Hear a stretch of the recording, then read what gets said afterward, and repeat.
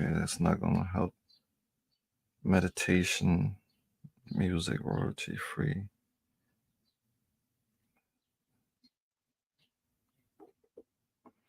Yeah, my stomach. I had to take Pepto Bismol this morning because I got be having stomach issues sometimes. Royalty free.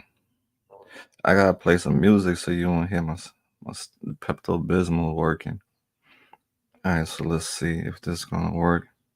It says here live on the job site. As you can see, we got Andy and Sheldon. Let's see.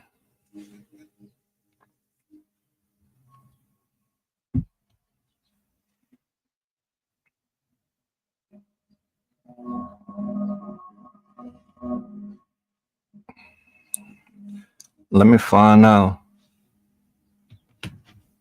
I did the same thing like I did yesterday. I didn't put it on public. Okay, yes, it is on public right now. So just gotta wait for the fam to kick in. What's up, y'all?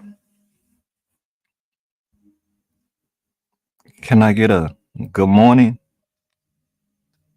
if you're in the chat? Because I don't know if I'm live or not. We are reporting from Kensington. Truly amazing. Good morning, dear. How you doing this beautiful Sunday? Greetings, everyone. Lady Katie in the house. Morning, Dassa. Cleveland in the house. Brittany. Yo, all the early birds is up. What's up, early birds? How's the weekend going so far? Just finished listening to Nitty. Who's Nitty? Sometimes I be lost in the sauce, Lady K. So shout out to Nitty. You got my girl attention. I'm doing well. Thanks for asking. How are you? Truly amazing. Thank God for life, dear. I can't complain too much. I'm alive. I'm not in jail. I'm not in a hospital. You know, life can always be better, but I'm just grateful for what I have right now. Look at myself on the live screen for Amber. Didn't see her. Oh, great job, Blue.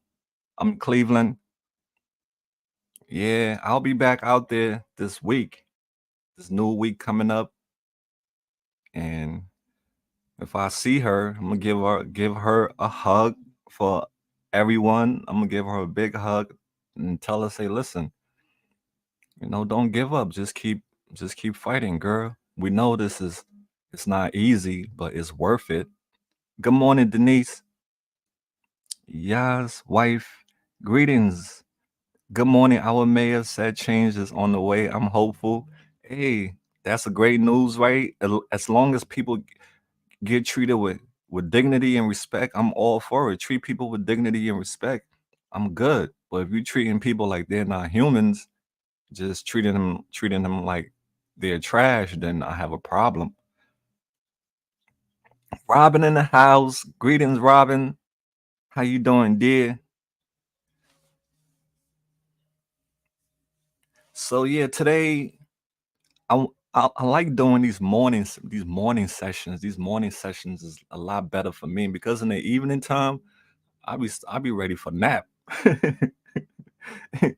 In the evening time, I be tired. Yeah, I be like, yo, I'm lay on that couch. That couch become a quicksand. I start going deeper and deeper. But morning time, I gotta get up, take my shower, do all that stuff. I be energized in the morning. So, and I think like the morning is like a great time to receive a message because if you receive a message in the morning, you'll be prepared for your day. Good morning, Jackie. Greetings to you, dear. Greetings to the whole fam. Yeah, I had to take some Pepto Bismol this morning because my stomach just be acting weird. Ursula in the building. What's up, Ursula? The older we get, our body, engine lights start coming on and stuff.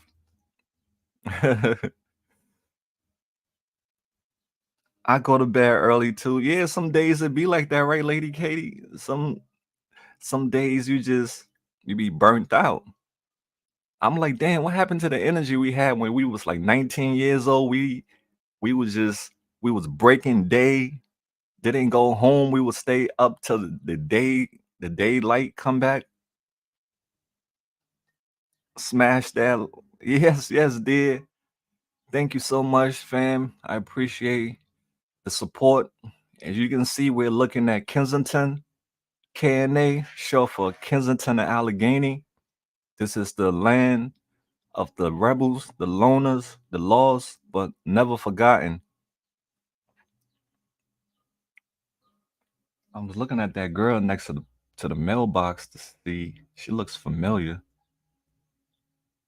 I was watching this the other time, and I saw some people that I met when I was out there. Pepto Bismol is really a godsend. Cleveland, you know about the Pepto, right? Yeah, that helps because I was like feeling all gassy this morning, and I had to drink something. Because some days, some mornings, you wake up, your stomach just be like in a knot. I don't know what's up with that, but yeah, I appreciate everybody being here today. Today's topic is mental health awareness.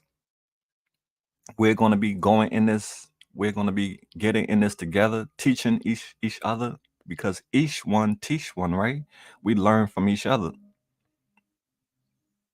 and a lot of people, some people, should I say, they don't know that they have mental health issues because they are not aware of it.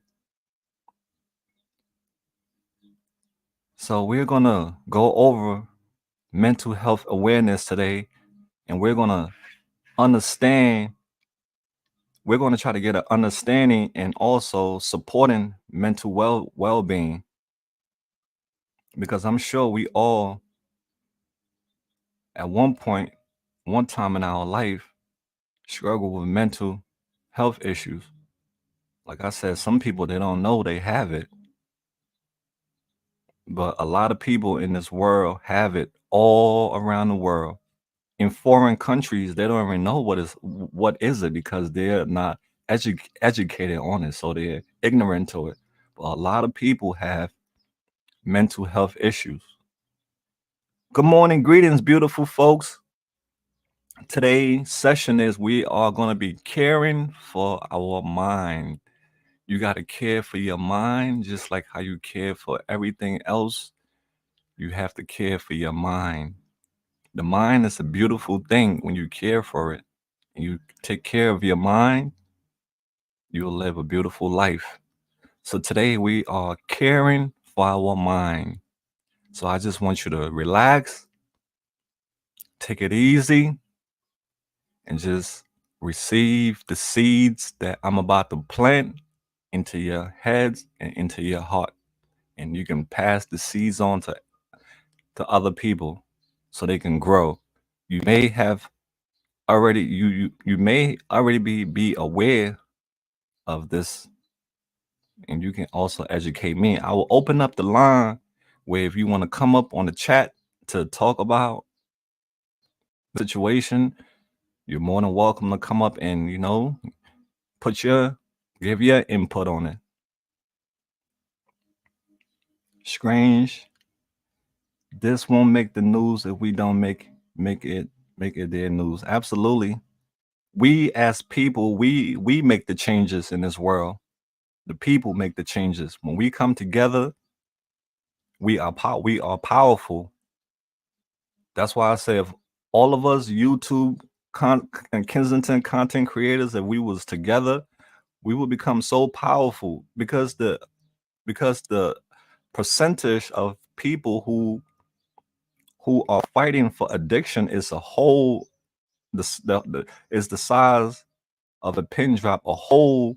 You know, a pin drop hole, how tiny a pin drop hole is or a needle hole is. That's the percentage of us who are fighting for addiction. We are outnumbered.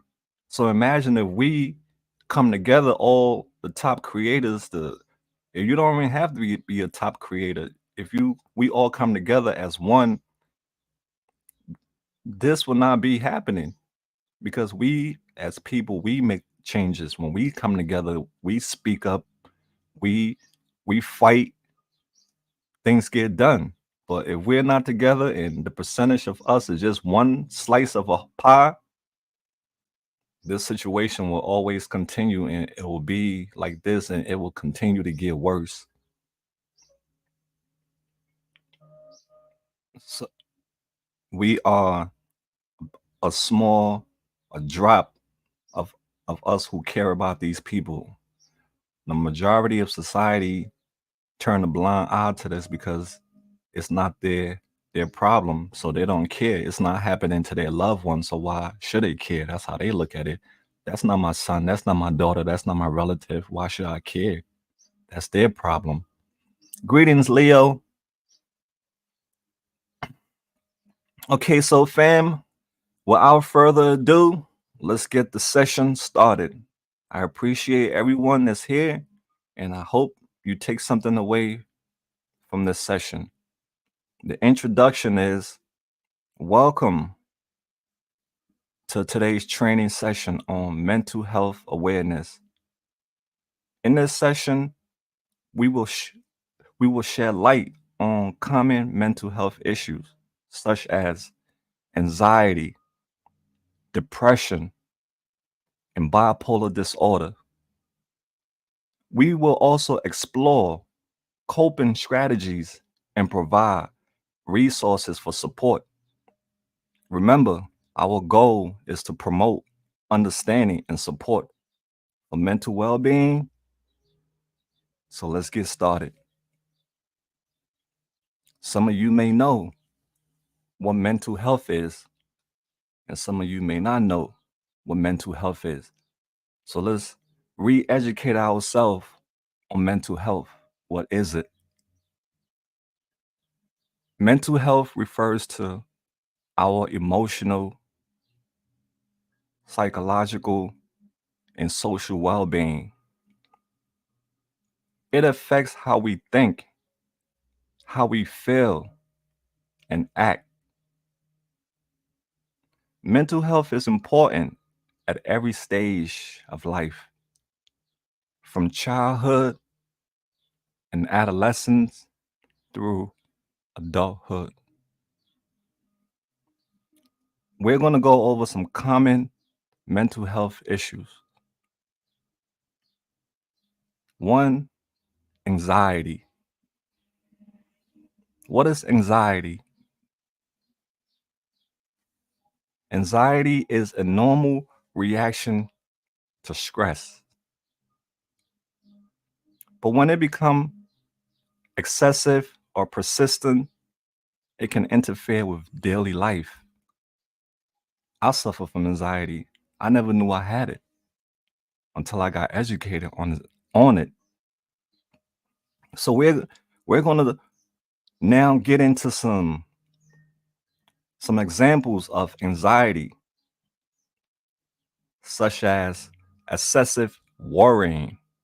Do you know somebody who have excessive worrying, or do you have excessive worrying?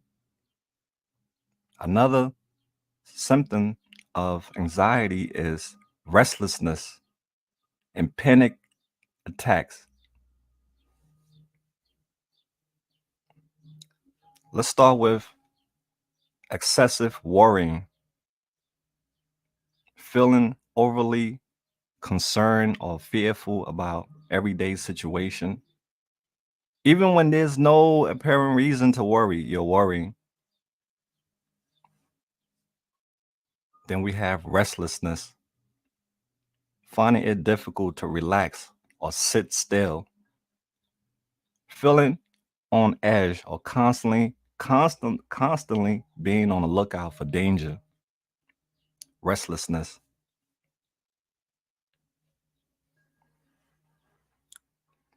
Now we have panic attacks.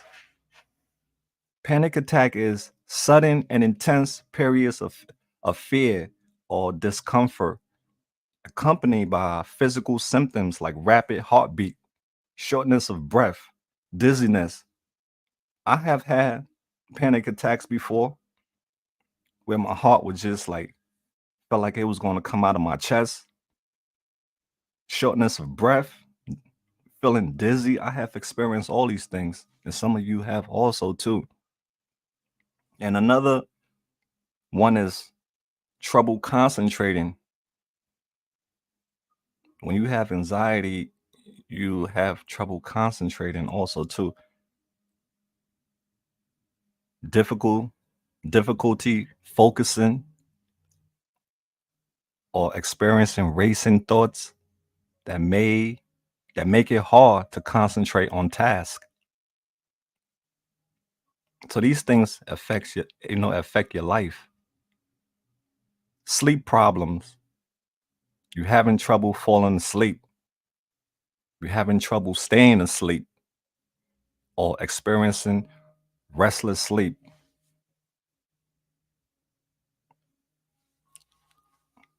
Potential causes of anxiety. Let's get into some potential causes of anxiety. Stressful life events. Remember, guys, it varies from person to person. What I'm saying, it varies. It affects each person different. But we are going to get into some potential cause of anxiety, like stressful life events.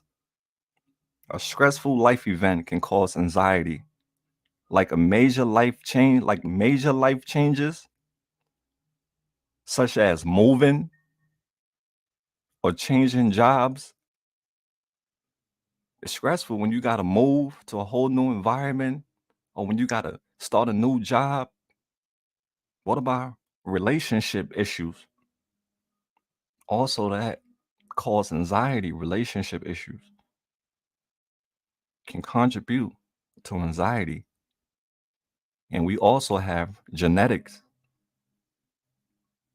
which makes some people more prone to developing anxiety due to their genetic makeup.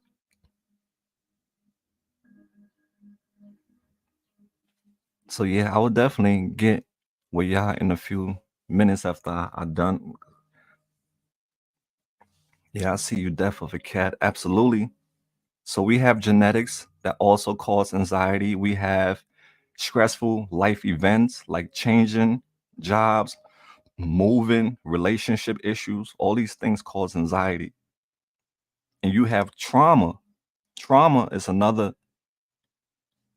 big one that causes anxiety too. If you have experienced a traumatic event or you have a history of abuse, that can increase your risk of developing anxiety.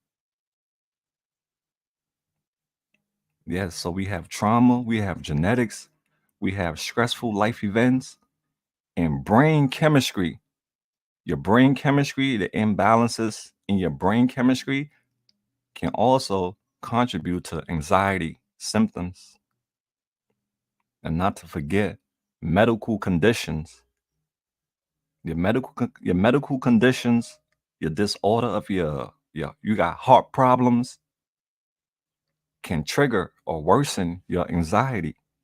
So we have a lot of things that cause anxiety, and a lot of people in society have anxiety, but they just don't know the symptoms.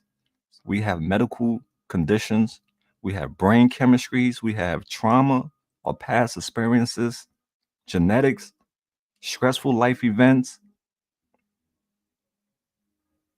So it's important to remember that everyone experience with anxiety may be different.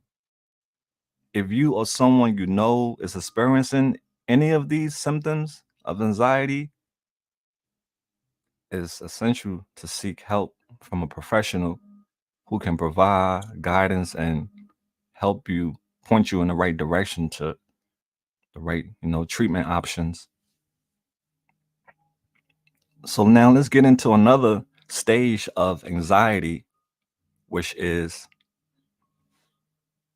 Now let's get in. I'm sorry. Let's get into another stage of mental health, which is depression. We have depression, right? Depression. What is depression? So we're focusing on mental health awareness, guys. We're trying to understand and we're supporting mental well-being in this session. What is depression? That also affects our mental. A lot of people who suffer from depression, you know what it leads to: suicides and keeping yourself away from everybody locking yourself in a room, not wanting, being antisocial, all these things. Anxiety will hold you back. I'm sorry, depression will hold you back in life. So what is depression? Depression is a mood disorder that affects how a person feels. You can be feeling really happy today, then you get a news, something horrible happened, somebody died. That can cause depression. It can kill your mood. You can be happy, the sun shining, you had a party, blasting, having a good time, but if you hear bad news, that will kill the vibe, and it can put you in depression. So depression is a mood disorder that affects how a person feels, how a person thinks, and how a person handles daily activities. Depression make you not want to get out of bed. It make you lose interest in activities that you once loved. It changes your appetite or your sleep patterns because now you're disturbed. You're not at peace. So let's discuss some symptoms of depression. Like I said, some people don't know that they have these things in society. Some people, that the people who they grew up around, made them feel like something was wrong with them. But no, these people have, mental health issues because of some of these things that I just mentioned. So now let's get into some symptoms of depression. Persistent sadness, persistent sadness, feeling sad, down, or hopeless most of the time. Have you ever been around somebody who have persistent sadness and that person just like kill your vibe when you go around them because they're always sad, they're always hopeless? I've been around people like that, who just feel worthless, and they are not worthless, but they are suffering from depression, persistent depression, because every time you see them, they're always in the same mood, sad. So depression is another sign of mental health issues. Another one is loss of interest. Loss of interest. Let's switch to another camera. Let's see if anything else is happening on this camera. Let me share this one for y'all. Let me see if I can make the screen bigger. Okay, so we have loss of interest. Losing interest or pleasure in activities that were once enjoyable, such as hobbies, socializing, or spending time with loved ones. That's depression, yeah. When you stop, when you lose interest in your activities that you once loved, your hobbies, you stop socializing with people, you don't want to talk to nobody anymore. Greetings to all, yeah. Greetings to the fam. I'm in the middle of a lecture right now, so I'll get in. I'll tone in with y'all in a minute. But yeah, so you have loss of interest, losing interest or pleasure in activities that was once enjoyable. That's Depression, yeah. And we have changes in appetite, changing your appetite. Because when you're not depressed, man, you have a big appetite when you're not depressed. But when you're depressed, like for instance, a breakup will cause you not to want to eat. The food that you once was the food that you once loved that was juicy, finger licking. Now when you're depressed, that food don't even look appealing to you anymore. That's what depression does. It make you lose weight. It make you skinny because you're worried. You're not happy. Have any one of y'all experienced that type of depression when, like, after a breakup and you're like, you lose appetite, you lose interest? I have been down that road before, so I know it very well. It's sad. You'll definitely get over it, but the first couple of weeks during that period, it's no joke. It's like a withdrawal. So, yeah, my bad. That was change in appetite. So, experiencing a significant increase or decrease in appetite. So, it go both ways. Depression can make you eat more or it can make you eat less. So, it go both ways. You can eat more with depression. You know how some people, when they get depressed, they just eat, eat, eat, eat, eat, and they gain weight. And some people don't eat at all and they lose weight. So, it varies from person to person. So we have changes in appetite, which result in weight gain or weight loss. And then on the stages, because depression have stages, there are stages of depression. The next stage of depression is changes in your sleep patterns. Because when you are depressed, your normal sleep pattern changes. Sometimes you can't sleep at all. You'll be up all night because you have so much on your mind. The depression is weighing down on you, so your sleep pattern changes. You have trouble falling asleep or staying asleep. You experience excessive sleepiness and oversleeping. So it goes both ways.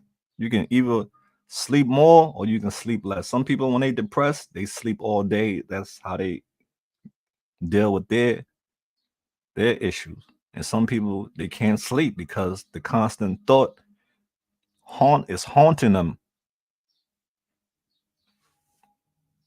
That's another stage in depression. Another stage is fatigue, a lack of energy. Fatigue, a lack of energy. You're feeling constantly tired or lacking the energy to engage in daily activities, the stuff that you usually used to have energy to do. You lack the energy to do these things. You're constantly tired. You don't want to do nothing. You just want to be a couch potato. You want to be a bed bug. That's another stage of depression. Difficulty concentrating. We're going down the ladder of depression. Difficulty concentrating. So much on your mind that you can't focus. So much on your mind that making decisions is hard, or to remember things is hard because your concentration is off. You're distracted now. And then we come down the ladder again. We have feeling of guilt. The feelings of guilt or worthlessness. Feeling excessive guilt, self blame, or having a persistent sense of being worthless or inadequate. There are people out there who have this depression where they just feel guilty or worthless, self blame themselves. They feel worthless or inadequate. And these people are powerful people, but they're just They just got mental health issues. Then we go down to the last step of the ladder where we have reoccurring thoughts of deaths, of suicide, reoccurring thoughts of death or suicide. I've been on that ladder. My foot have been on that step of that ladder of suicide. My feet have been on that step before where I was having thoughts about death, dying. I was making plans for suicide. Yes, my foot was on that ladder. But glory to God, He sent His angels to save me. That's why I'm here to this day to talk about it. Rest in peace to everyone else who didn't live to talk about it. But depression is very serious. It has taken a lot of people out of this world. So it's important to note that these symptoms may vary from one person to person, and that not everyone will experience every symptom. If you or someone you know is experiencing these symptoms, it's crucial to seek help from medical professionals who can provide appropriate support and treatment options. Remember, you don't have to face depression alone, and help is available. Going down the ladder of mental health awareness and understanding and support, we have bipolar disorder. That's another heavy hitter, bipolar disorder. What is bipolar disorder? Bipolar disorder is a mental health condition. It affects your mood swings. You have manic episodes and periods of depression. So let's discuss some symptoms of bipolar disorder and how it can impact individuals' lives. Here are some symptoms of bipolar disorder. Mood swings. I I admit I have mood swings once in a while. Occasionally, I have mood swings. Sometimes I'll be cool. Sometimes I want somebody to be somebody to like. Sometimes I want to be playful, and sometimes leave me alone. I'm cool. I don't want to be bothered. Yeah, hot and cold. It happens. We're human beings.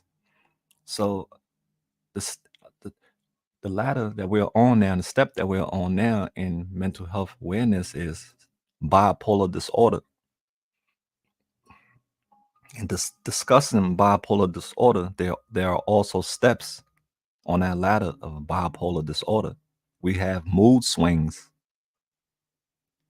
People with bipolar disorder experience extreme mood swings that can go from high, which is manic, and low, which is depressive episodes. Manic episodes. During manic episodes, individuals may feel extremely happy or excited, have lots of energy, they talk rapidly, engage in risky behaviors, and have difficulty sleeping. Going down the ladder of bipolar disorder, you have depressive episodes. Depressive episodes is during depressive episodes, individuals may feel very sad, have low energy, low interest in things that they once enjoyed doing. They experience changes in appetite or sleep patterns and have thoughts of worthlessness or suicide. So people with bipolar disorder may engage in impulsive behavior, such as excessive spending, reckless driving, or substance abuse during manic episodes. Going down the ladder of bipolar disorder, we have difficulty in daily functioning. You have difficulties in daily functioning. Bipolar disorder can make it challenging for individuals to carry on their daily responsibilities, such as work, school, or personal relationships. Going down that ladder, again, we have relationship strain. Bipolar disorder causes relationship strains. The mood swings and unpredictable behavior associated with bipolar disorder can strain relationship with family, friends, and romantic partners. I was in a relationship with somebody who had this. That was bipolar, and the relationship didn't work because one minute they're cool, then the next minute they're on some mad stuff, and I couldn't deal with it because that was affecting me. So people with these type of things, it don't only affect them, it also affect people who are around them. So yeah, it causes relationship strains, the mood swings, because you don't want to be with somebody one minute they all lovey-dovey with you, then the next minute they throwing plates and stuff at you. Nah. So the mood swings, the unpredictable behavior, that cause strains. It takes strains on relationships with family, friends, and romantic partners. Then we go down the ladder. We have employment, employment challenges, finding jobs or keeping a job. When you're going through this stage, you have you'll have a struggle maintaining employment because the symptoms of bipolar disorder can affect an individual's ability to maintain steady employment due to the unpredictable mood shifts and difficulty concentrating. If you have an employee like this, they more than likely they're going to be calling out a lot. It's going to be issues for you working with them.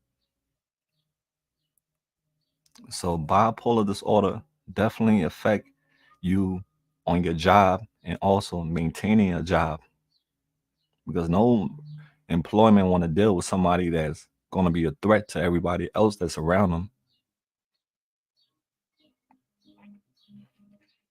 And the last step on this ladder of bipolar disorder, we have physical health issues. Bipolar disorder is also associated with an increased risk of physical health problems, diseases, diabetes, and obesity. So bipolar disorder definitely affects a lot of people in this world, and they don't even know that they have it. That's the sad part. And people who are around them make them seem like they are crazy, like they're something wrong with them. So let's see where we at now. Okay. So it's important, y'all. It's important to note that bipolar disorder is a complex condition and the symptoms can vary from one person to person. If you are someone you know is experiencing these symptoms, it's important to seek help from a mental health professional who can provide you with the right resources and treatment plans to help you, right? If you get help, you can live a fulfilling life. But if you don't get help, it's just going to be a problem for you and people who are around you. So now we come down to coping strategies. How do we cope with some of the things that we talked about earlier? How do we cope with these things? If you have it or somebody that you know have it, how do we cope? So we're going to get into some strategies. One is to encourage people to learn and to educate themselves, like deep breathing. Tell them to take deep breaths. When they are experiencing anxiety, just relax It works for me. Y'all hear me when I'm doing my live stream and I start having my anxiety attack.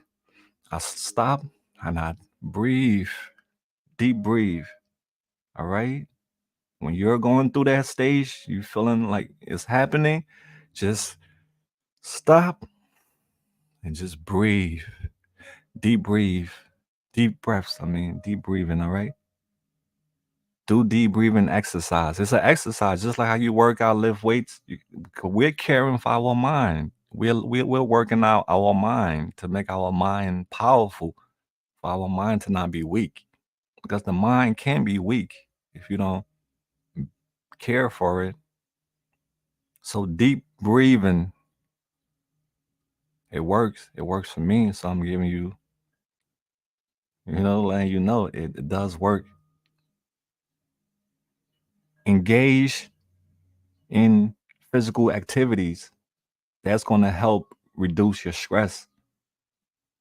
Find things that you love to do, ride a bike, work out, clean up, listen to music, dance, write poetry, paint, go for a walk.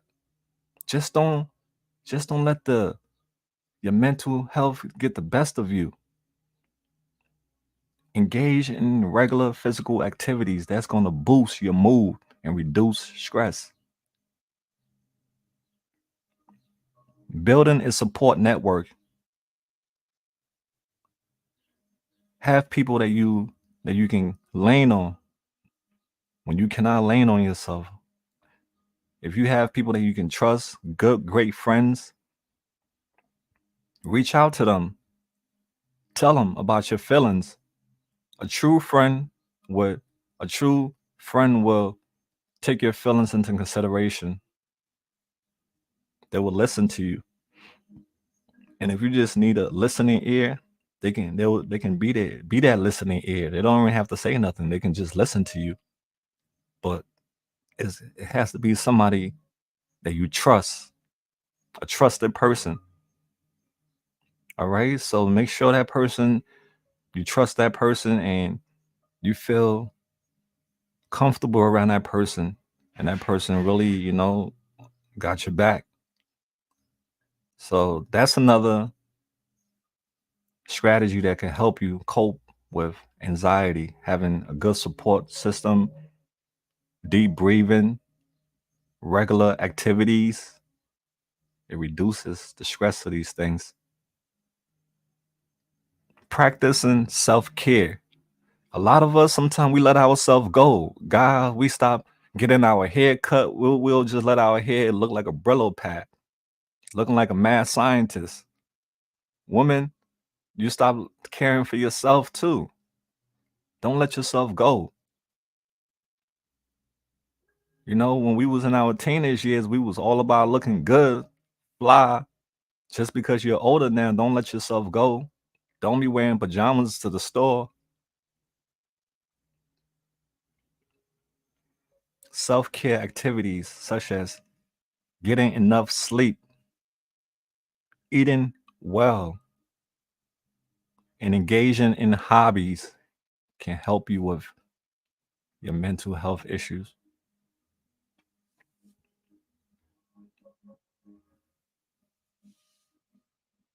right? Seek help if you need it. Don't let society make you feel like it's wrong in asking for help. No, ask for help. There are people who will help you.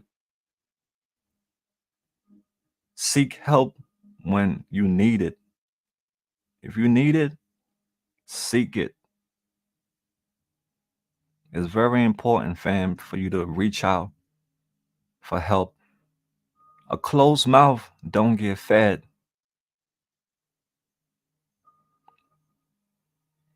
Reach out to mental health professionals. If you know any mental health professionals, reach out to them. If you have a therapist, I know some people are against therapists because people are paying you. They're getting paid to listen to you. But if you need it, do it. Money is not everything. Your mind matters. Talk to counselors. Talk to people who can provide guidance and support. Don't talk to somebody who's going to point you in the wrong direction. Make phone calls, go online, hit up your local health clinics. There are online support groups to help individuals find the support they need. It's not like back in the days where there was no internet and you were just left to wonder by yourself. Now that there are tons of groups online, there are tons of resources that you can get in touch with. So you're not alone. There is hope and there is help in caring for your mind, but it's all left to you to get up off that couch or that chair and turn your life around for the better. So in conclusion to this session that we aim to raise awareness about mental health issues and provide strategies for coping and seeking support. Remember, mental health is a vital part of our overall well-being, and by understanding and support, we can make a positive difference in the lives of ourselves and the lives of others. So thank you so much for participating and listening in this session. I appreciate you all, and that's all I have to say. So I hope you learned something from this, and I hope you can apply it in the present and the future. Love you all. So I'm going to open the line.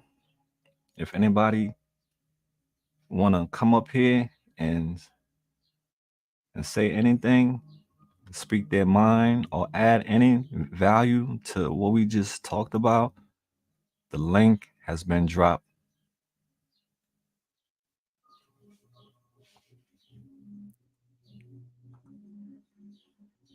Let's switch to another camera. Yeah, there's 5 cameras in Kensington that's covering this. I was like, damn, I ain't know there's so many.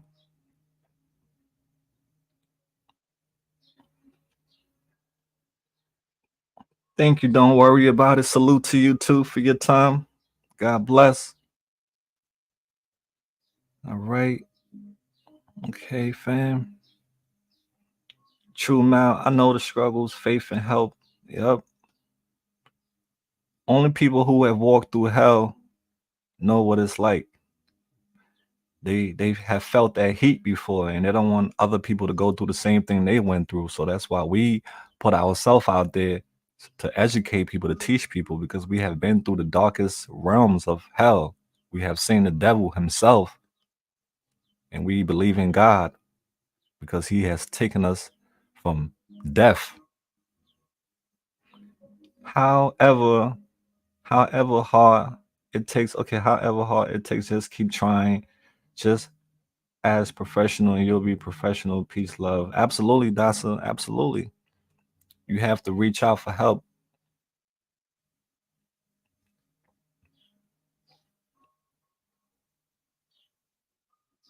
Anybody want to say anything? That's the link right there. If you want to add anything to what I just said, you're more than welcome to. We're in this together. Lord, thank you for this man and his compassion for humanity. Oh, thank you, dear. I appreciate you all because we're in this together. Who cares? We're in this together.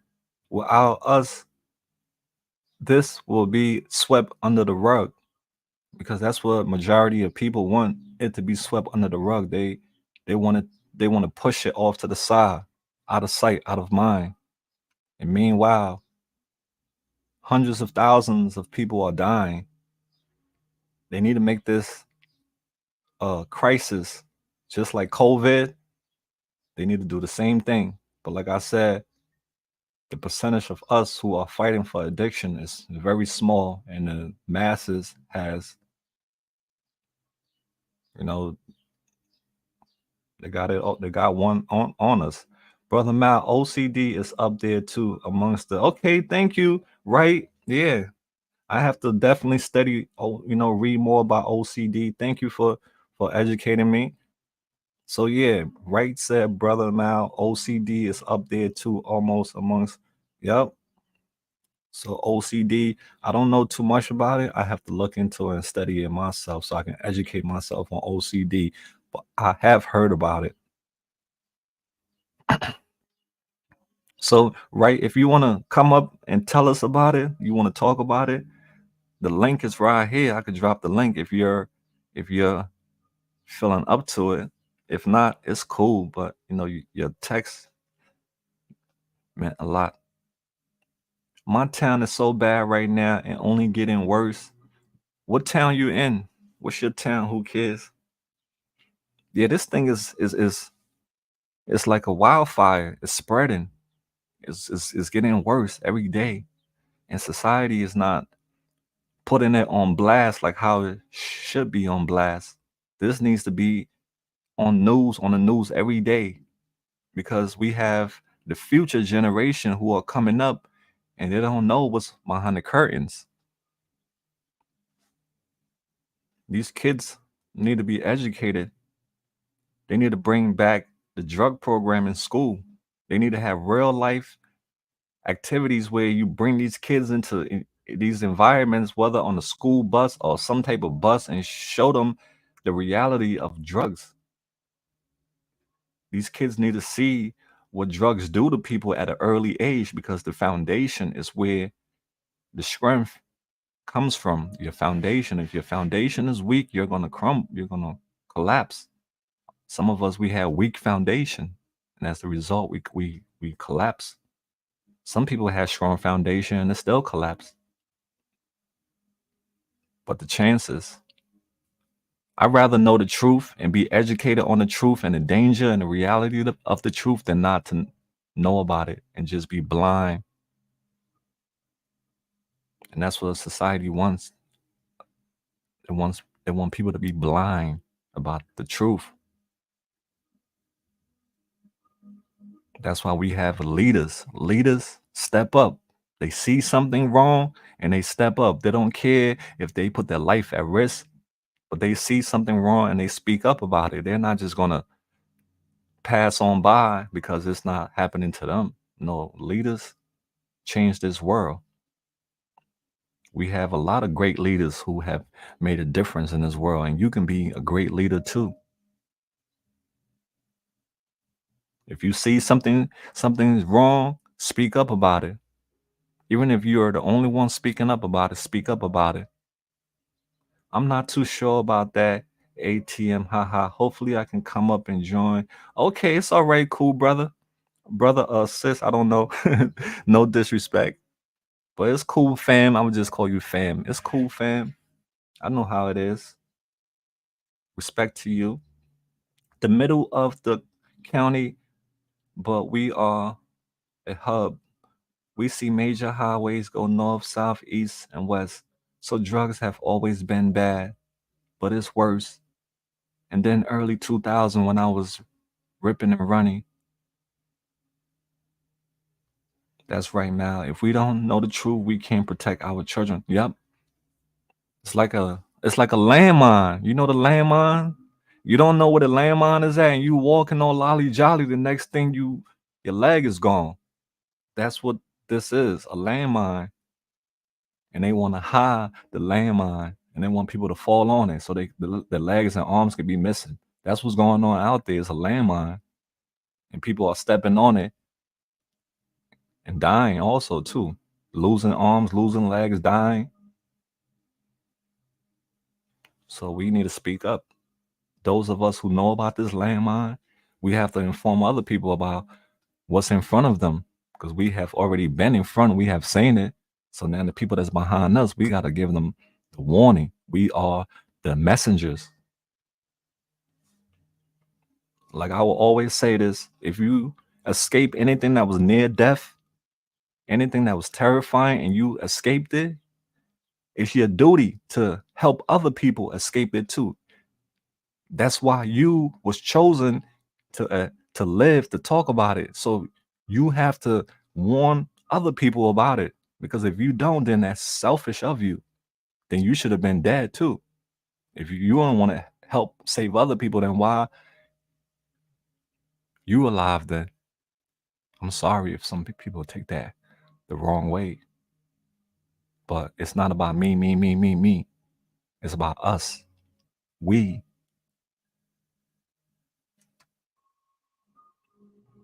Is there any way to view this camera? I'm looking for my kid's father, but live too far to go there.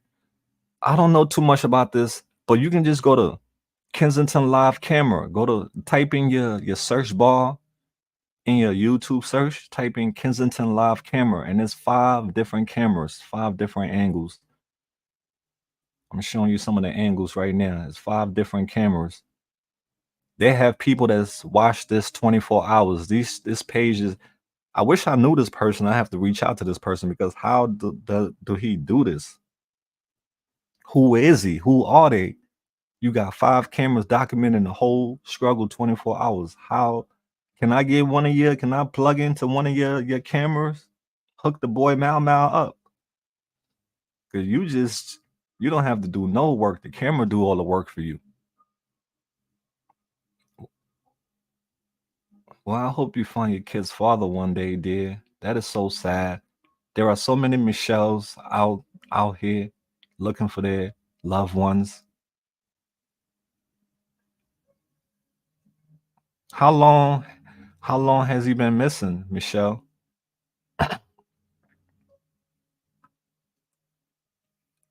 I have almost 5 years sobriety. I start every day on my Zoom meeting. It's the one thing that really helps my mental health. Thanks for what you do. Hey Jay, congratulations to you, girl. Want to send you a virtual hug. That's amazing. 5 years in the game. Woo woo. Hold it down. Don't reset that clock for nobody or anything. That clock right there, that's your belt, your trophy. Don't let that go. Don't lose that, baby girl. 5 years. That's that shows strength, resilient, because you know how many things have happened in that 5 years that you could have easily just been like, F it. I'm back to ripping and running. But no, you holding it down. Never back down. Never fold. You was solid, soldier, warrior. Congratulations, girl. 5 years, fam. Keep it going. Add another 5 on that. Then another 5. Then eternal. Shout out to you, Jay. That's amazing. That just made my day. When I hear stuff like that, it makes me happy because there's so much death that comes with this, so much heartache that comes with this. So when a person make it out, you gotta embrace that person. You gotta hug that person. Let them know, you know, how important they are. Yeah, sweetheart, absolutely you wouldn't be alive, dear. Absolutely. You know it. You know where this road lead to. The road don't lead to anywhere good. It don't this road don't lead to no good place at all. You see the people that's on this road. Where are they going? Nowhere. Look at this guy. These people are not going nowhere. They are at rock bottom. This is the end of the road. This is where life ends if you don't turn around.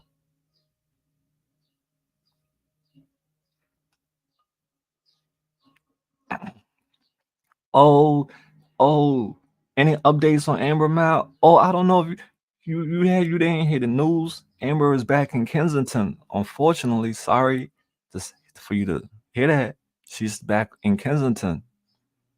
I haven't seen her yet, but the word out is she's back in Kensington.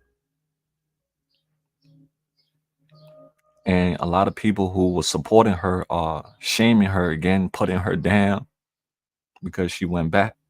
The same people who was loving her one day, her best friend, soon as she didn't make them happy, now she's the worst. She's this, she's that. Wash your hands of her, this, that. But in addiction, if you were If somebody you say is your friend, you don't this is for life. Once a person mess with drugs, they have been touched for life. You have been touched for life. You will just have to live with this for the rest of your life. You cannot undo it. There is no undone button. You just got to live with it for the rest of your life and become a better person to make the best out of a bad situation.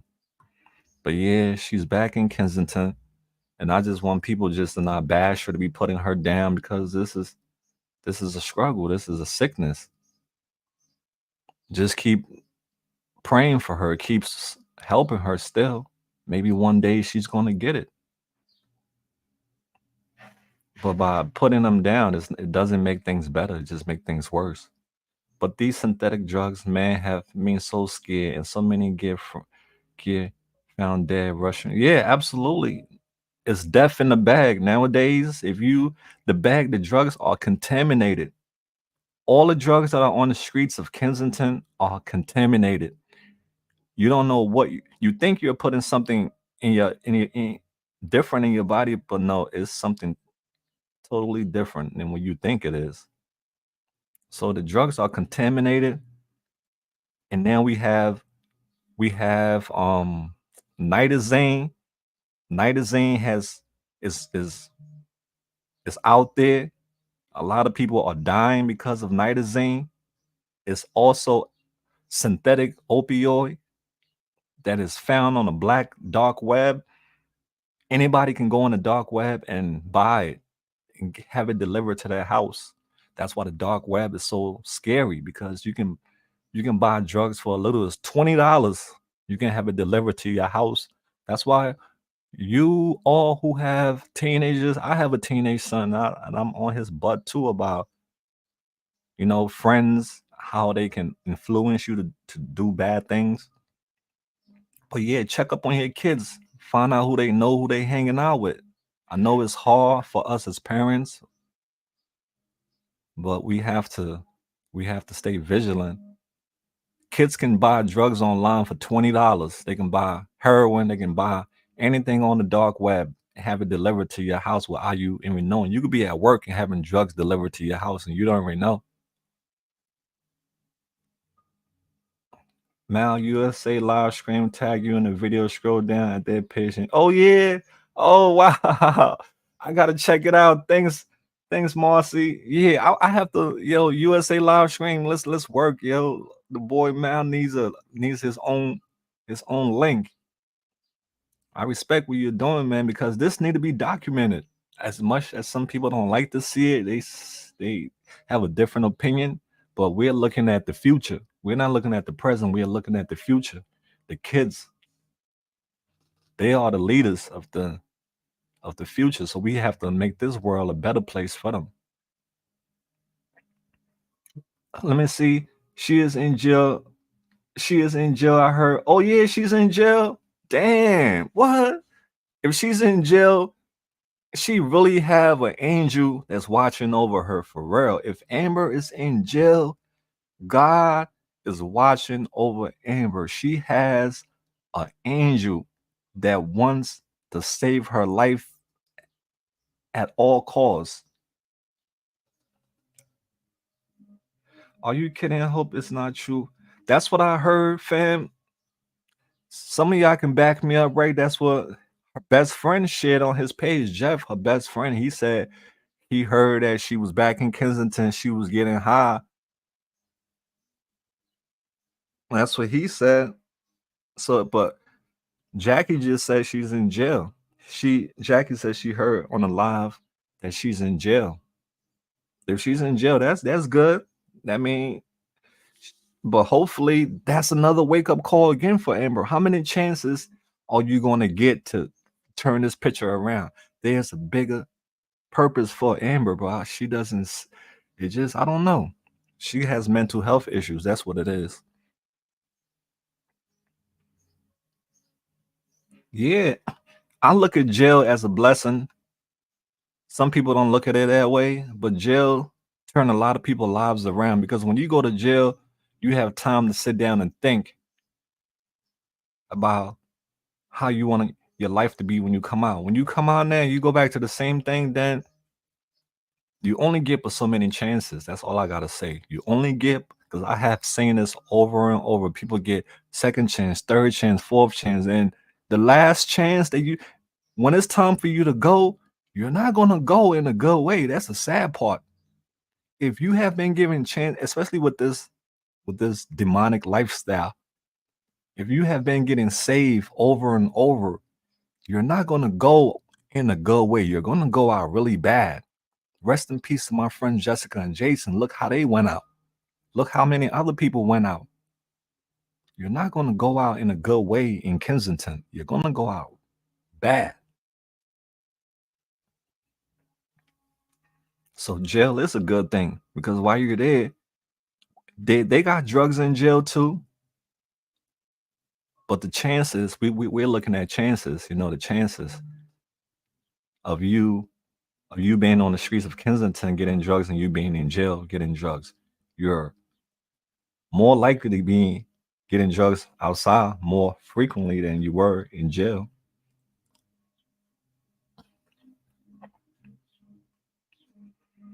AML in the house, Ursula in the house too. Always praying. Yeah, that's we've been praying for Amber from day one, Jackie. Jackie, we've been praying for Amber for day one, and we will always continue praying for Amber. We will continue praying for everyone, not just Amber's, because everyone out there is an Amber also too. But Amber just have touched the lives, the hearts of many people all over the world. Jill has saved, yup, it saved some lives. Jail saved my life. Jail saved my life because if I wasn't going to get locked up, I would have probably been dead for real. So jail, when you come out of jail, while you're dead, you're thinking, oh, I had my when I was locked up, my son was born. I couldn't even hold my son. I had to see my son through the glass, and that broke my heart. When my girl came to bring my son and visit me, and I'm on the phone, and I'm like touching the glass. I can't even touch little man, and that's heartbreaking. And then when that made me realize, like, no, I love my freedom. I love being free. Jail is not for the birds. Jail is for bad people who deserve to be there. Some of us, we're not bad people. We just made bad choices in life. But there are some bad, evil demons out there. They belong in jail. The birds don't belong in jail. People be like, jail is for the birds. The birds love to be free. They want to fly. I'm a bird. Don't put me in jail. Jail is for bad people, all right? For demons. That's who jail is for. But jail saved lives. Jail saved my life. When I came out, I'm like, I don't want to go back to jail again. And I have been on the right road for going on, so I can say 20 years now. 20 going on. Yeah, if not, going, let me see. 10, 11, 12. I can say going on at least 15 years. I've been out of trouble. Haven't been in no police cars, no paddy wagon, no central booking, no upstate, no s- orange jumpsuit, no going to court, having my mom go to court, my family's being in the court. No, them days is gone. So I don't see why some people just come out and they go back. It's because they feel like jail also hold you back in life. Jail also is a trap, to be honest with you, because when you get locked up and you have a felony, I have a felony for selling drugs, right? If you have a felony on your record, that messes your record up. And I was young when I did that. I was a young man in my, young, a teenager, matter of fact, when I did that stuff, being young and dumb. But it messed up my record. It stopped me from getting certain jobs. It stopped me from advancing in life. A felony will hold you back. And there are so many people who got felonies in life and it's holding them back. They can't get certain jobs. They can't qualify for certain benefits because of their record. And that's not fair to some of us who made mistakes when we was younger. We changed, we learned. We are not those same people anymore, but the system don't look at it like that. Jail will have saved, yeah, yeah, jail definitely save lives. But some people get out of jail. If you don't have a plan when you get out of jail, you coming right back to Kensington, then that's not gonna end well. Amber needs to be out of Philadelphia. Amber has to leave Philadelphia. She cannot be in Pennsylvania, period. Anywhere that Amber can get on the train or a bus or make a phone call and one of her dates come and get her, she don't need to be in that environment. She needs to be in a place like Florida. Look, Maya is in Florida. She's doing good. Myra is in Florida. She's doing good. Even though Myra came back to Kensington, but she realized that was the biggest mistake that she made when she left Florida and came back to Kensington. And I'm like, listen, you got to get up out of here, girl. I'm not going to go through the same stuff that I went through with you when you was here. Made myself uncomfortable for you. I'm not doing that no more. Because to get her to Florida, I had to sacrifice a lot of stuff to do that for the girl Myra with the one arm. I took risks. So when she came back to Philly, I was like, what? No, you going back. But she's back there now. She's doing good. She look at the videos now in Kensington. She's like, oh wow, I'm so happy I'm not living that life anymore. So people, places, and things you have to get away from a long time until you are strong enough to stand on your own. But when I came up with Florida idea for her, we had people on the other channel making it seem like it was a bad thing. Oh, I'm getting money for referring people to Florida. I didn't give $0. The AML family paid to get people to Kansas to Florida. We paid. I went online and begged for y'all to help me to get these people to Florida, and y'all helped me, and we got these people to Florida. Nobody gave me a 5 cents, a penny, or a dime. So I don't know anything about no body broker, none of that stuff. I'm not into those type of things. So that was the stuff that was put out there about me when I was trying to help Amber that, oh, I'm a body broker. I get money for sending people to Florida. And all that stuff is lies. And that's why I hate the internet sometimes, because people can just put together anything they want, a story, and they come online because they have a platform and they say it, and people are going to believe it. I didn't receive a dime, 5 cents, nothing, nada. Word to everything I love. We did this out of our own pocket, and we're still doing it out of our own pocket. You should look, let me see. You should look into getting your record expunged. Thank you. Yeah, that's what I'm working on right now, Layla. I'm trying to save some money so I can get me a lawyer, because my situation is holding me back. My felony, I can't even drive a car. I can't even do certain things because of what I did when I was younger. And it wasn't even my fault. It was the people who I was around who influenced me, who give it to me to sell it. I was a young boy and I saw these older guys with nice cars, nice everything, and I ain't having none of those things. I was a hand-me-down kid. If you got a nice pair of old Nikes, get that to me. I don't care if it's not my size. My feet will be hurting because it got Nike on it. I was that type of kid. And I was in an environment where it was a lot of teasing. And I felt victim. I took the bait. I took the bait. And there's so many of our brothers and sisters who took the bait and they fell for it. That doesn't mean we're bad people. We just made bad choices. In society, when they hear that you got a felony or you went to jail, you automatically become a bad person. No matter what you did or how long you was there for, so long you mention that you went to jail, they look at you different. They look at you like, how during that time in the Bible where they was putting like marks on people's door, and those marks, if that mark was on your door, you was saved. But me, that mark wasn't on me, so I wasn't saved. That's how I felt. I felt like I didn't have a mark. Like I had a mark.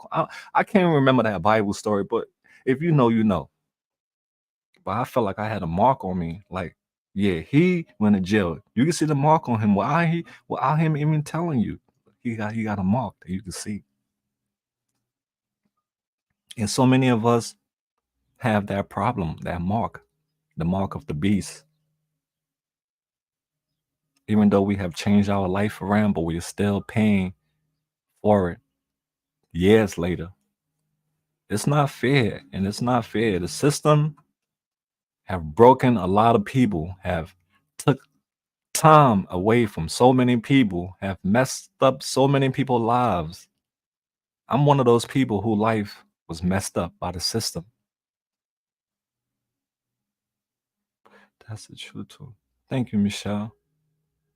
There's so many of our brothers and sisters who have felonies and they got to do jobs that they hate to do just because they got to pay their bills. They have to work extra hard and all their money they get go on paying rent, on buying food, on paying, you know, the necessities of life. If your felony happened a decade ago, yeah, mine was non-violent. Yep, that's why I'm trying to save money to get a lawyer, fam, because I had a non-violent felony. Mine was decades and decades ago. Decades ago, I was young. You know what happened was, I had a pack of crack. The older dudes give it to me, and I only had one left. This is a crazy story, fam. I had one left, one bag left, and me and my boys we was leaving because I was like, you know what? I'm not gonna wait over here and try to sell this one bag, man. You know what? Let's leave. And it was like it was in the summertime. So while we was leaving, right, this guy approached me. This guy came out of nowhere, fam. He approached me as we was leaving. He was like, "Yo, man, I need something." I was like, what? He was like, "Yo, man, I need four." I'm like, four? I'm like, I only got one left, man. He was like, all right, I'll take the one. So I gave him the one. He gave me the money, and I put it in my pocket. And me and my boys, we was walking to get a cab to go home. And once we got to like almost like, cause we was in the projects building, in the projects environment. So we was exiting the projects to go home. And all of a sudden, cops' cars came from all direction, corner me, put your hands up. I was like, oh shit. They took me down to the precinct, me and my boys. I was like, what happened? It was like they took the money out of my pocket. It was like, yo, we got to mark money. You sold to an undercover cop. I was like, what? I was like, that dude looked just like a junkie, yo. He looked just like an addict. So you know what they do? They pay people who are on drugs to go buy drugs, and they book you. So I got booked by an informant. That's what messed up my whole life. I sold crack to a cop, not to a cop, but he was an informant working for the police, and that messed up my whole. And I went to jail. I went to prison for 1 to 3. I did a 1 to 3 for that. I came home on best behavior, and I haven't been in trouble since. But that messed up my record because now when I went looking for jobs and they asked me, have you been in jail before? I'm like, certain situation, one of my family members told me to lie about it. She was trying to get me a job to where she work at because nobody wanted to hire me if I put down, yes, I got a felony. Because I don't know if they took that off applications, but before that was a real thing on applications. You have to check if you have been in jail before, and you have to explain what you was in jail for. And that was like dehumanizing to a lot of people because sometimes you don't want to disclose you was locked up because people gonna judge you because you say you was locked up.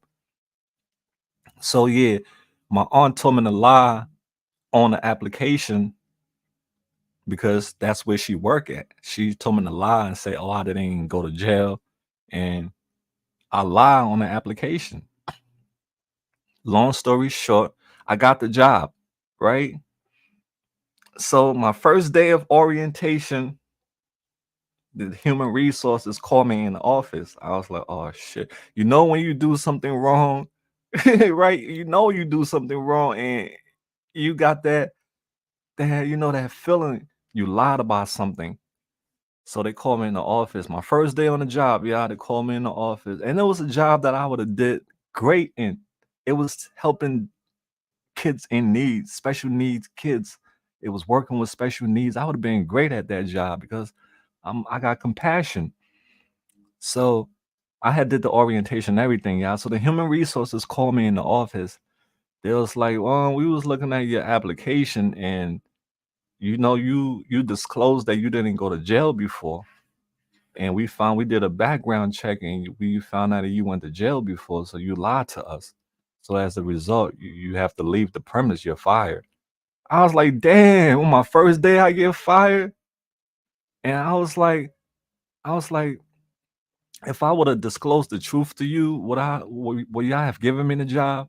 She was like, yeah, because your crime is not a violent crime. Your crime is just a drug offense. If you would have told us it was a drug offense and you would explain to us what happened, this place right here, we take care of special needs kids. We just are after people who got violent crime. If your crime was violent, you wouldn't have been working here, but you lied on the application and they fired me.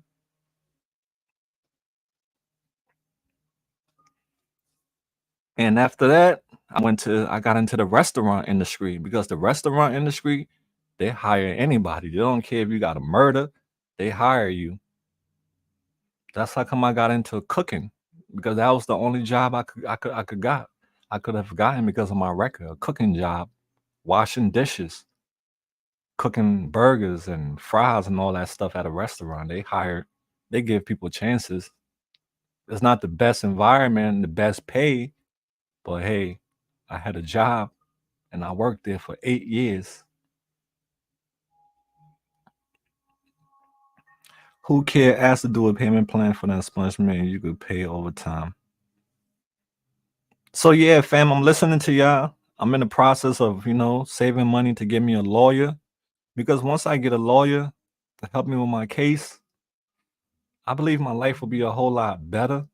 I'll be able to do more things, be able to go more places, be able to even get a car and all these things, but the system has got me trapped and so many people who are trapped. So thanks, y'all. That's something I'm working on this year. I made that my goal for me to get a lawyer, for me to try to get my record expunged, so that way, because fam, that was a long time ago. That was a long time ago.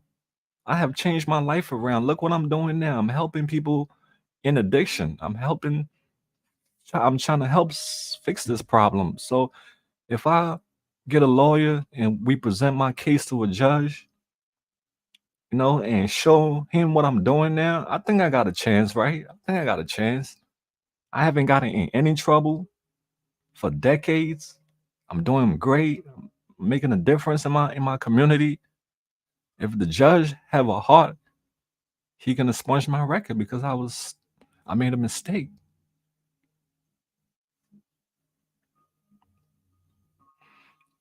The problem is that the restaurant industry was around. Yup, absolutely. And that's where Miss Carol is 100% right. And in the restaurant industry is where I almost died also because the guys who I was working with, they was bringing drugs to the job and we was doing drugs on the job like pills, perks, e-bombs, ecstasy pills and all these things. I was taking these pills, fam. And one time it almost killed me because I didn't that's before I even moved to Kensington. I was in Ben Salem. I was in the restaurant industry Fridays. And these guys was bringing drugs to the job, pills and everything, and I was taking them because it gives you energy, it makes you work faster. But these drugs that they was bringing in was contaminated drugs. It was contaminated street drugs with meth in it and everything. And I was taking these pills blindly trusting these guys. And one day I took one and I was almost took me out. I had to get rushed to the hospital. And I was ashamed to tell the girl that I was with or the doctors that I was doing drugs. I was just making up lies on what was making me throw up, what was wrong with me. I was lying about it. So they didn't know what to do because I was lying about it. So I was just God who saved me. But yeah, I was getting drugs in the restaurant industry, y'all. She's right. It's a lot of bad influence in the restaurant industry too. She's right. Because they're hiring anybody. So you're around people who got all kinds of different crimes, people with nasty attitudes, people who want to fight you after work, people who want to shoot you, all kinds of drama. So it was a toxic environment I was in, but I stayed humble because I needed a job and I didn't want to go back to jail. So I stayed humble. Service industry is definitely hard to work in if you are trying to stay sober. Yep, absolutely. It's stressful. It's very stressful. What's up, Kathleen? Can you go legal aid? Oh, Kathleen, I would try because I have heard bad things about legal aid lawyers that they don't represent you well. So that's why I'm trying to save money to get me a decent lawyer so we can fight my case. Because if we fight my case and I win that case, fam, I'll be the happiest dude ever. I'll be so happy because a lot of us are held back because of our record, what we did in the past. And we are not those same people no more. We don't live in that building anymore. That building have been sold. It has been demolished. I don't even know who the new tenants are anymore. I'm a new person. But the systems still think that you're the same person that you was decades ago. My last job, the chef actually had to fire 90% of our crew. They had everyone strung out and in debt to them. Damn. And I believe that absolutely. Yep. That was the stuff that was going on. People was coming in there selling to the servers, selling to the cooks. I was a line cook. I was a line cook for 8 years. Good for you, Mal. I keep you in my prayer. You're definitely an earth angel, not in your time, but in his time. Everything will for all. Amen. That just touched my soul, Michelle. Thank you so much, dear. That means a lot to me because that's something I have been battling for years. It has held me back. And there's so many of our brothers and sisters who are in the same situation. A lot of these people you see out in Kensington, they have records. A lot of these people have warrants. The police are looking for them. So they go to Kensington because that's the only place where they feel accepted, where they feel they are not being judged by people around them. What's up, Mal? Big ups from SC, still living that. Oh wow, yo, DJ, what up, brother? Yo, man, that's respect, man. I love hearing that. That makes me happy every time. I wish I had a bell or something. Every time somebody say that, I could just ring that bell with excitement. I need to get me a bell over here or something because that just makes me so happy when I hear one of y'all say stuff like that. That made me happy. See, DJ, keep keep on rocking on, brother. Keep on living your best life, man. Keep on being an inspiration to everyone else. If anyone needs Kathleen, water office is in Orlando. Okay. All right, let's switch this camera. Let's see. It's still early in Kenzo. Let's see what's going on over here.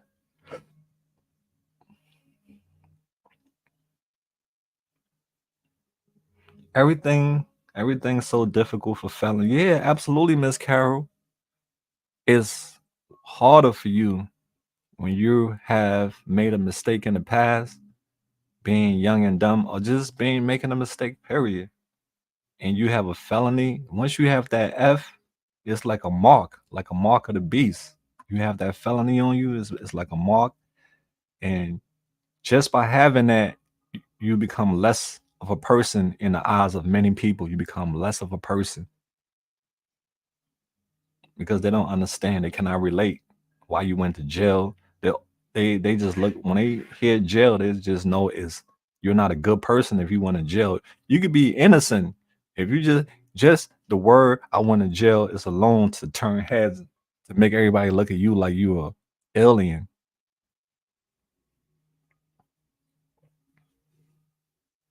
And these are the things that society, some of the walls that society have put around people to keep them from living their best life. To keep you now, you're in with inside of this dome, this complex that these people are in. They are inside this dome, stuck, and these walls is really high for them to climb over. You see some are in wheelchairs, some are on crutches. They stuck here until death. Sad, right? I'll mail you. Oh, Ursula, yeah, mail me a bell. I will go crazy with that bell, y'all. I'm like, every time somebody say, every time I'm happy, one of y'all make a comment that makes me happy. I'll ring that bell because y'all make me happy. Sometimes when I read certain comments when I'm live, I read a comment, it makes me really happy. Just got here. Hello, Mal, AML fam. Nessa, greetings to you, dear. We just had a session this morning about mental health awareness. We broke it down. We went down the ladders of the different type of mental health that people have, and also we discuss coping ways to cope with it for yourself, or you can pass it on to somebody else who are struggling with mental mental health issues. So that's what we did this morning. So now we just chatting, just vibing. What time is it? It's 10:26. I'll do more morning chats. I like the mornings better because that way the morning is fresh. Our mind is still fresh. So we can absorb some positive energy and then we be off to enjoy our day. So the mornings is better for me because in the evening time I'll be ready for nappy nap. Once I lay down on that couch, it be feeling so good. It can be done. And it's been so long. You would get amen. Amen. I'll speak that into existence. God, you hearing it? Please, Lord, make that happen for me. Take that away from me. Thank you. I'll be so happy, fam, if my record get expunged. That'll be the greatest day of my life, man. I'll be so happy. Thank you, dear. Yep, I'm working on it, fam. By hopefully within before the summertime, I'll be talking to a lawyer and we'll be going over my case, and I'll be letting y'all know how it's going because that was years ago. I didn't physically hurt anybody. Even though what I did was wrong, I was selling drugs. It was bad. I was young. I was stupid. I was misguided. I paid for my crime. I went to prison. I paid for my crime. I'm back out in society. It's been almost 15, going on 20 years, and I'm still paying for something that I did so long ago. And that's not fair.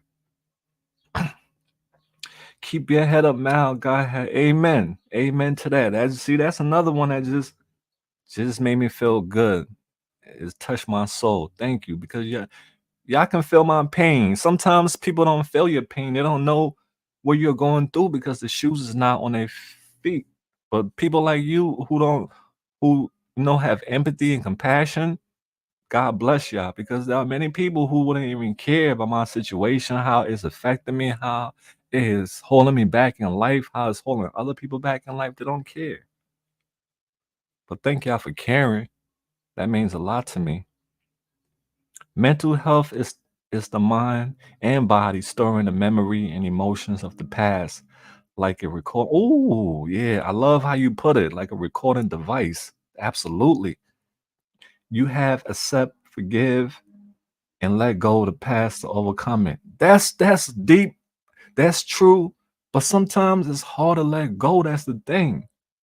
Sometimes certain things cannot be. it's hard to let go of certain things because it hurts so much.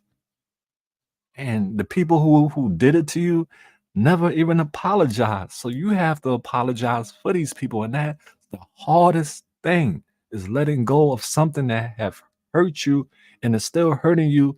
Nobody apologized for it, but you just have to go on living your life with it. That's really hard for some people. It's hard for me. But you're right. You have to let go of the past to overcome it.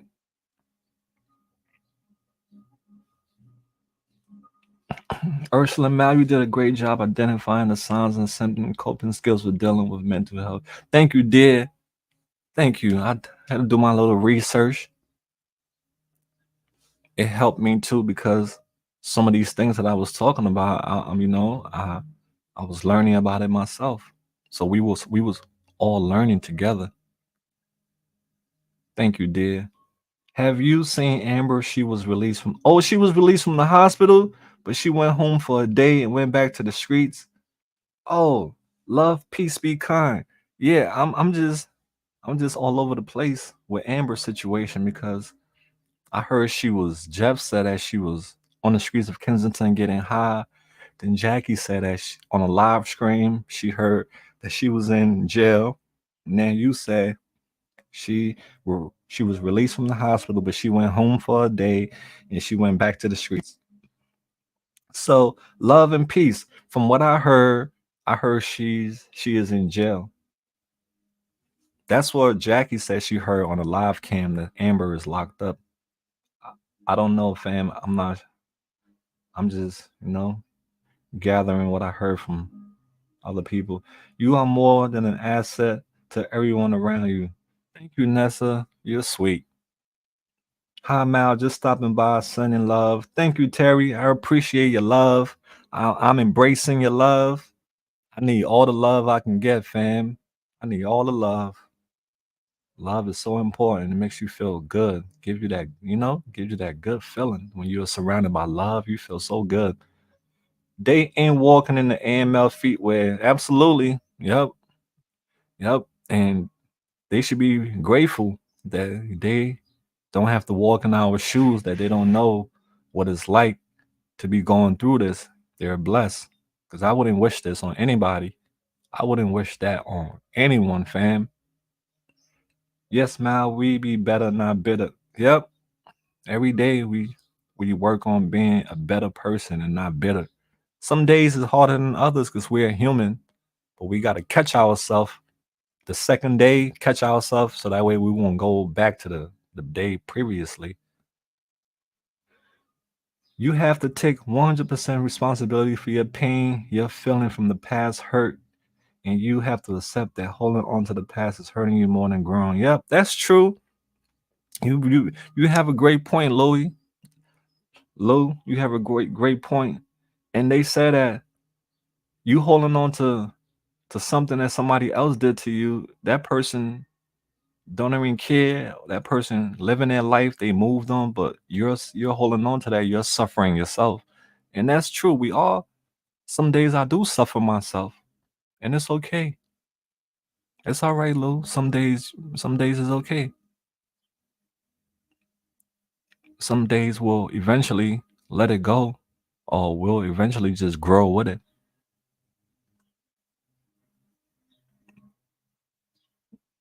But it's tough. It's really hard.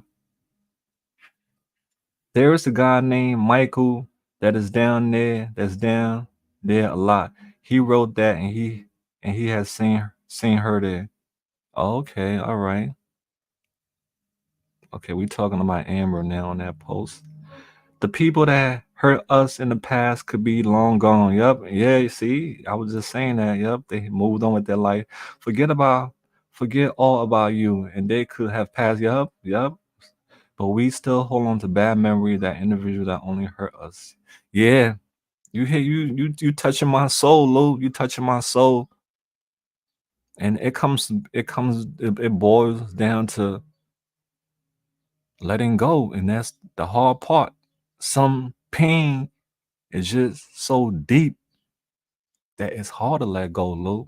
Even though the person who did it to you is gone, but it still lives within you. You just have to live with it.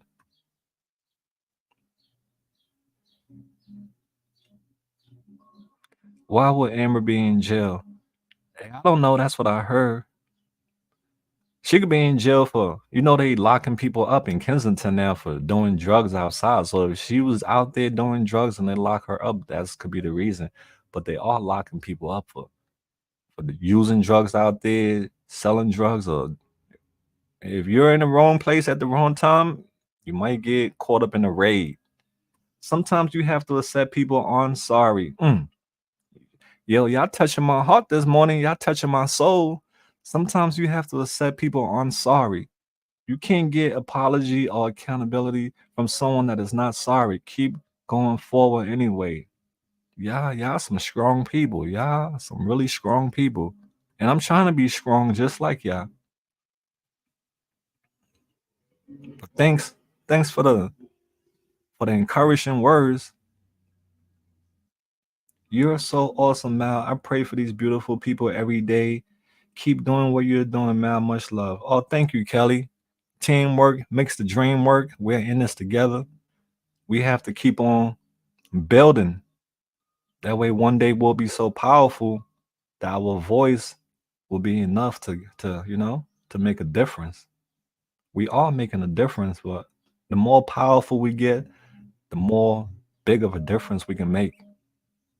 But we are making a huge impact, believe me. Since we have started this, so many people are down in Kensington now doing helping out. So many people are helping the people in Kensington, and Kensington is known worldwide.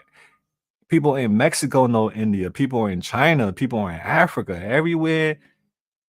I said Kensington is known worldwide now because of us doing documenting Kensington. All the YouTubers that are out there have put Kensington out there even more and show the reality of what drugs is doing to people, to humans. There was a GoFundMe for her, but everyone got, yeah, that's what I heard. I saw it on Jeff's channel that the money is being refunded. Yeah, because if you don't, Amber's gonna want her money. She's gonna raise hell that you did a GoFundMe for her and you didn't give her money. She's gonna want that money in her hands while in active addiction. Like who's gonna do that? Give you $1,000 while you're in active addiction. That's just like giving you a gun with bullets in the chamber. Okay, Mal, thanks for the info. Oh, you're welcome, Dizzy. Yeah, yep. It's at the beginning of this live chat when we did a little session. I'll try to do more sessions in the morning for our mental health so we can care for our mind because we have to care for our mind. Living with the resentment is like letting someone that hurt you live. Oh, that's another deep one. That's why I say y'all touching my soul. Y'all touching my soul because everything y'all saying is hitting me like a Mike Tyson punch. Y'all hitting me with some Mike Tyson punch this morning because y'all talking to me. Because I'm holding on to things that people did to me in the past that I haven't gotten over. Because it messed up my life. It hurt me. And even though I'm trying to like forgive some of these people and talk to them, but they are the same people. They haven't learned from what they did.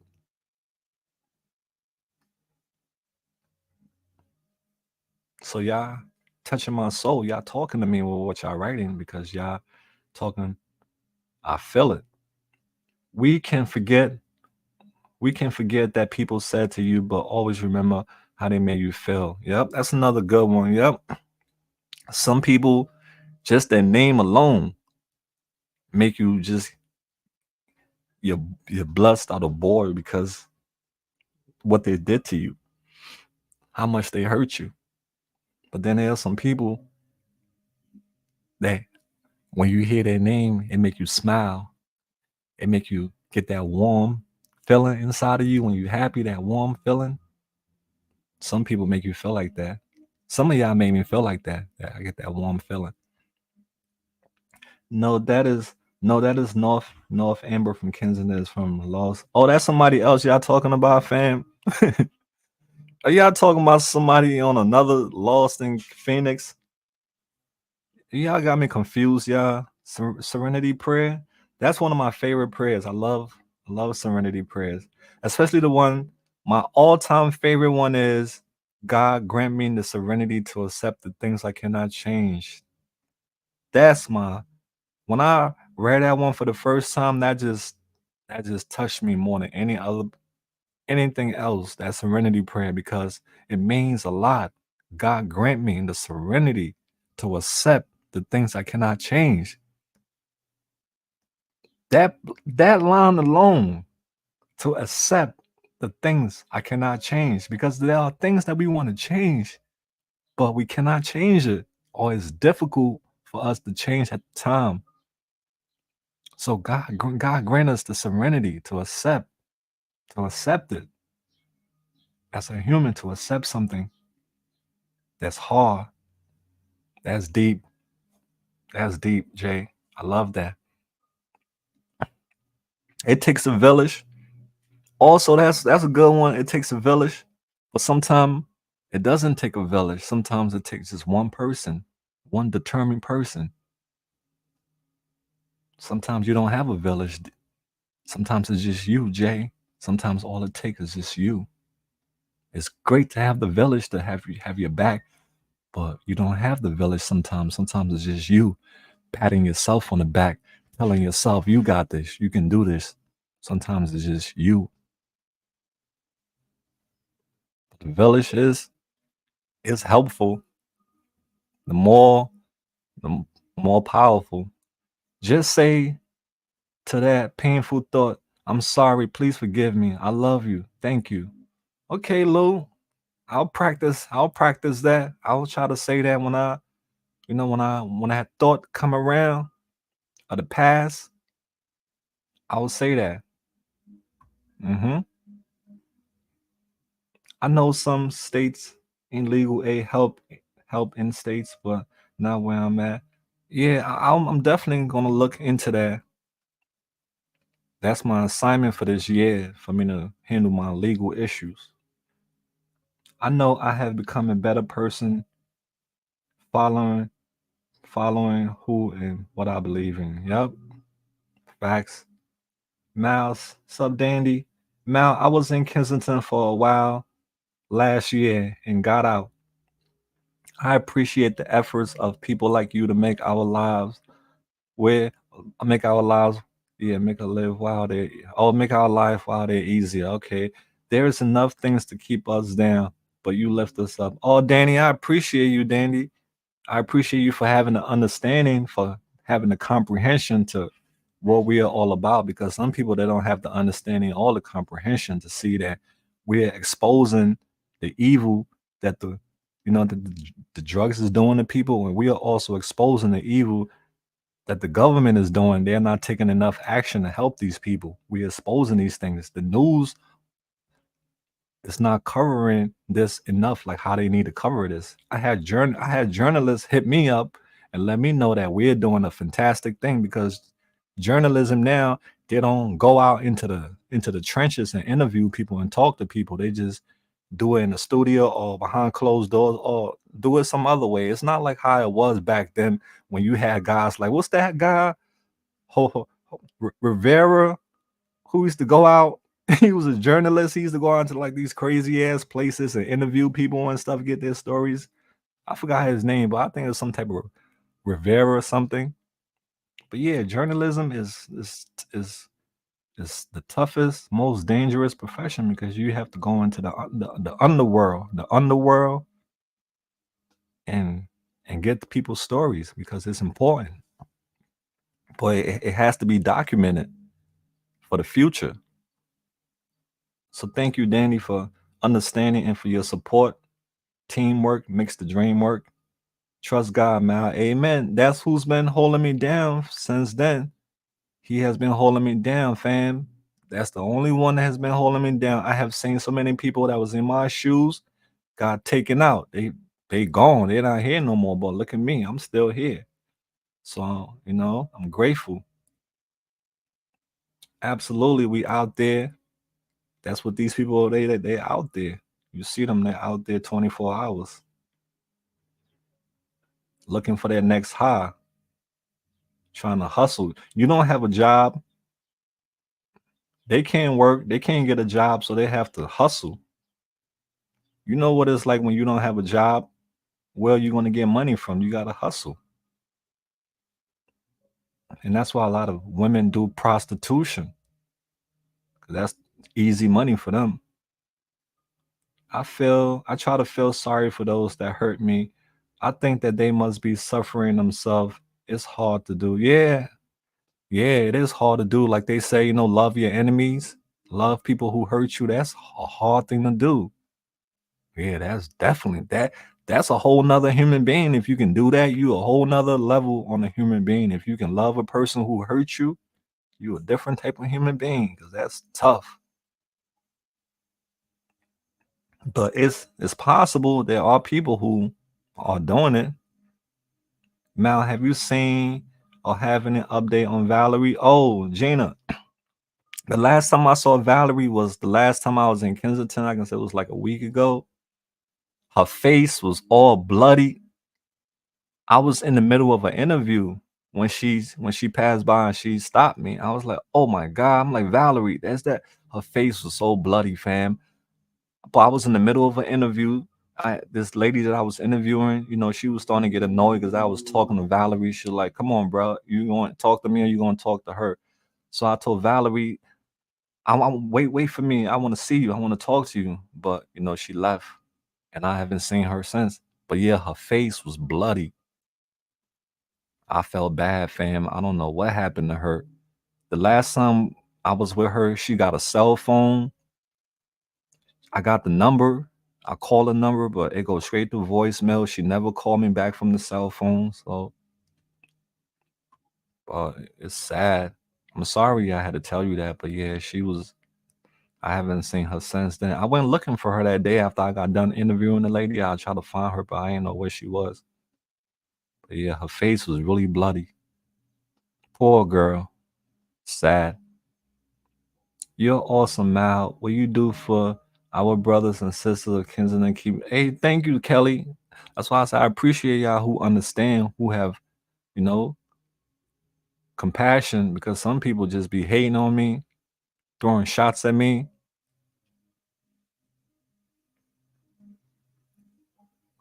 But thanks for y'all who got my back, who support me. Means a lot. That's why she was never going to be in charge of the golf. Oh yeah, absolutely. You and I know that that's the worst thing you can do. Put a GoFundMe in a person who's an addiction name, or who, especially even if they are in recovery, if they are newly in recovery, you don't do that. That's like putting a gun with a full clip in somebody's hand and telling them pull the trigger, especially with that amount of money.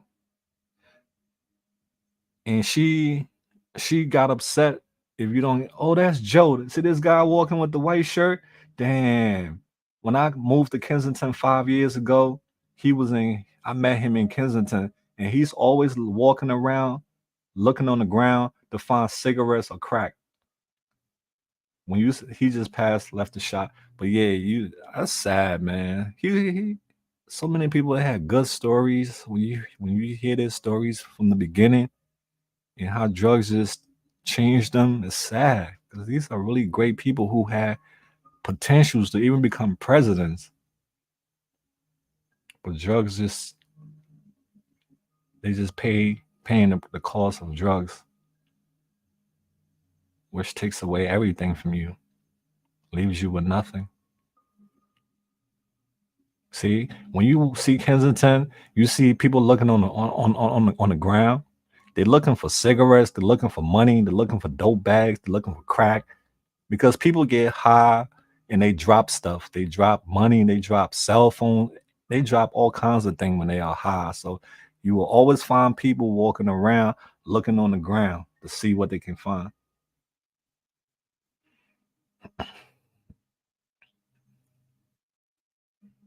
Yeah, there you go. Yeah. Gerardo. Yeah. Gerardo opened. Yeah, that guy. I remember that guy. That was when I first started watching like journalism and stuff. That was the guy who I used to see with the microphone. Look at this other lady walking. Sad. You could tell when you look at these people how beautiful they were before the drugs took over.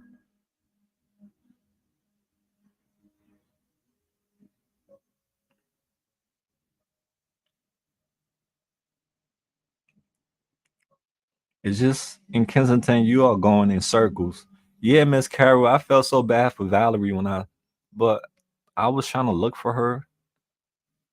I didn't see her. I just hope she's okay wherever she's at right now. Cause that was really bad, Miss Carol. I felt so heartbroken when I saw her face all bloody. I'm like, what the hell?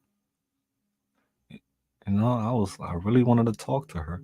I am almost positive that you will get your record clear. Amen. I speak that into existence in Jesus' name, Lord. Make that happen, please. I beg, I beg you, Lord. More than other. Thank you, dear. Thanks for all the love.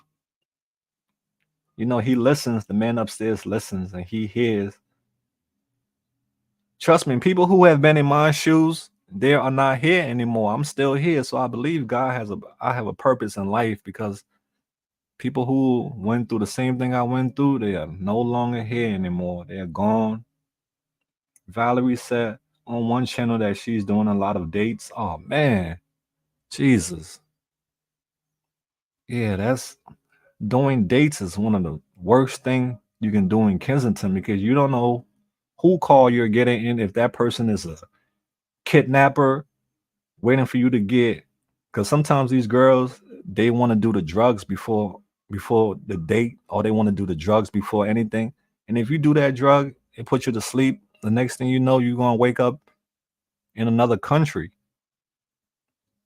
And there's so many missing people, missing women. I have a list of missing women who nobody haven't heard or seen them in not decade, but years, going on 5, 6 years. People sending me pictures of their loved ones that been missing for 5 years, 4 years. They don't even look the same no more. I don't really know who these people are if I see them in the streets. Yeah, that's the type of situation, fam. People sending pictures of their loved ones that has been missing for 5 years. I was like, 5 years? Cannot hate on you, Mal. What you do with compassion and love in your heart. Keep doing what you're doing. We are going, amen. Thank you, Dizzy. I appreciate that. That's all I ask for is to be in your prayers. That's the best place you can be in somebody's prayers. Empty baggies. Yep. Oh, empty baggies too. Yo, empty baggies. Yo, before I get to you, Chicky. Yeah, empty baggies. They collect the empty baggies and they scrape it. They use like some type of thing and they scrape the residue from the bags and they add up to a shot. Trust me, I have seen people do it. They go around collecting empty bags off the ground and they scrape even if it's one little grain of drugs in there, they'll scrape it, everything out of like all those bags, and they eventually end up getting a shot. Isn't that something? Yeah, it gets real out there like that. That's how serious it is. Mal, you are here for a reason. Amen. Yep.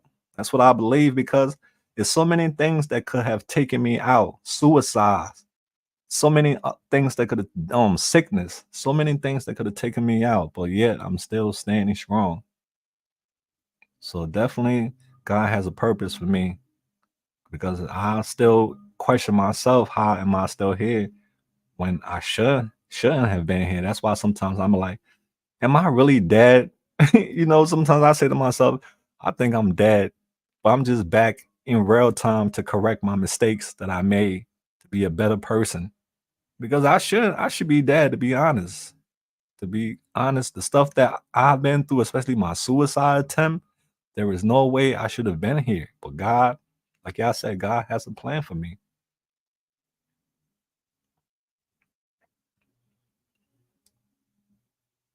And I'm sure some of y'all the same situation too. Y'all should have been dead, but you're here because he isn't done with you yet. Until your purpose on this earth is over, and that's when you'll be gone. God bless you, man. Everyone here. Thank you, Mushroom. I love your name. That's cute. Shout out to Mushroom. Mushroom baby. Yeah, Mushroom baby in the house. Did your boy Bill go to North Carolina like he was talking about someone was going to give? Oh yeah, Miss Carol. I haven't seen Bill since I left that area. But the last time I talked to Susan, they said he's around. I'll message her later on and ask, have you seen Bill? Cause I haven't seen him the last couple times that I've been out there. So I hope he did. He didn't take that offer because that'll be a game changer for him. He's a sweet guy. He's a very sweet guy. He deserved the best. So yeah, we'll be praying for Bill and everyone else. Okay, it's 10:55, fam. I'm shutting this down at 11 o'clock. We'll be back tomorrow. Like I said, we'll be doing more morning lives. I like the mornings better because it's fresh and our mind is fresh so we can absorb the knowledge more. All right. There are plenty of brilliant, creative people in Yup. Michelle, absolutely. Walking millionaires for absolutely, absolutely. They're beautiful people inside and out. We see what the drugs did to them. Absolutely, Michelle. And that's deep. And we're just gonna end it on that note with what Michelle said. She's absolutely right. There are plenty of brilliant, creative people in Kensington. Walking millionaires for real are caught up in this right now. And that's the truth. And that just tells you that it doesn't discriminate, that this can happen to anyone. So what makes you think your child or your grandchild or whoever, it can't happen to them? So let's stay vigilant. Let's stay aware. Let's continue to share love and compassion. Let's continue to share knowledge. And let's continue to grow. Let's not be bitter, but let's be better. All right, fam. Until next time, enjoy the rest of your Sunday. I love you all. And we out there. Peace out.